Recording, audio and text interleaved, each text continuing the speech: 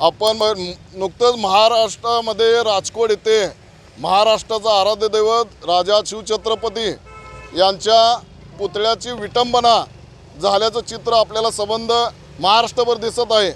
आणि ह्या पुतळा पाडण्यामागं राज्यशास्त्राचा भ्रष्टाचार कारणीभूत आहे। भ्रष्टाचाराची यंत्रणेमुळं अवघ्या 8 महिन्यातच महाराजांचा अश्वरूप पुतळा त्या ठिकाणी पडला जातो आणि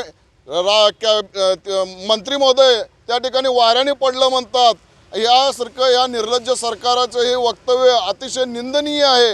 या 350 वर्ष झाले तरीसुद्धा गड किल्ले सुरक्षित आहेत, परंतु महाराजांचा पुतळा घाईघाईमध्ये करणं आणि राजकीय इव्हेंट करण्यासाठी प्रधानमंत्र्याच्या हस्ते त्याचं उद्घाटन करण्याची जी घाई केली, ही घाई तमाम शिवप्रेमींच्या दुःखाला कारणीभूत ठरलेली आहे।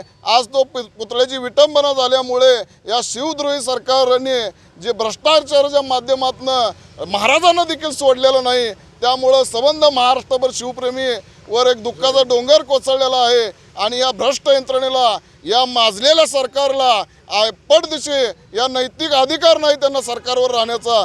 आज आम्ही सोलापूर जिल्हा युवा सेनेच्या वतीने या शिवद्रोही सरकारचा जाहीर निषेध आपण युवा सेनेच्या माध्यमातून आम्ही करत आहे आणि महाराष्ट्र सरकारला हा इशारा देत आहे की लवकरात लवकर त्या ठिकाणी महाराजांचा मोठा पुतळा उभा नाही राहिला तर एकही मंत्र्याला आम्ही या सोलापूर जिल्ह्यामध्ये फिरकू देणार नाही। हा गर्भित इशारा या माध्यमातून युवा सेनेच्या माध्यमातून मी या ठिकाणी देत आहे।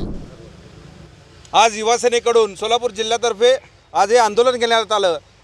वारंवार भाजप सरकारमध्ये आणि भाजपच्या नेत्यांनी आज तागायत कोश्यारीपासून ते सगळ्याच नेत्यांनी छत्रपती शिवराय असतील किंवा थोर महापुरुष असतील या महाराष्ट्रातले यांचा अवमान करण्याचा प्रयत्न आणि अवमान वारंवार करत राहिले। आणि आज नाईलाजानं आज या महाराष्ट्रामध्ये या महाराष्ट्राच्या अस्मितेचा अंत झालेला आहे आणि या महाराष्ट्राच्या अस्मितेचा अंत करून या या शिवद्रोही सरकारने आज दाखवून दिलेला आहे की आम्ही कशा पद्धतीने महाराष्ट्राचा अंत करू पाहत आहोत।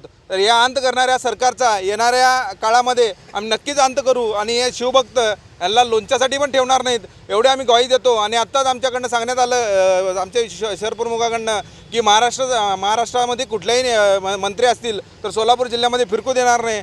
तर हे आम्ही तंतोतंत पालन करू आणि इथून पुढं जर सोलापूर जिल्ह्यामध्ये कुठलाही मंत्री आला तर त्याला या सोलापूर जिल्ह्यामध्ये कुठल्याही पद्धतीचं आम्ही सभा किंवा कुठल्याही पद्धतीचे जन आंदोलन आम्ही घेऊ देणार नाही आणि त्यांना फिरकूही देणार नाही अशी आम्ही ग्वाही देतो आणि त्यांचा आम्ही निषेध मोठ्या प्रमाणात करणार हे आम्ही स्पष्टपणे सांगू इच्छितो।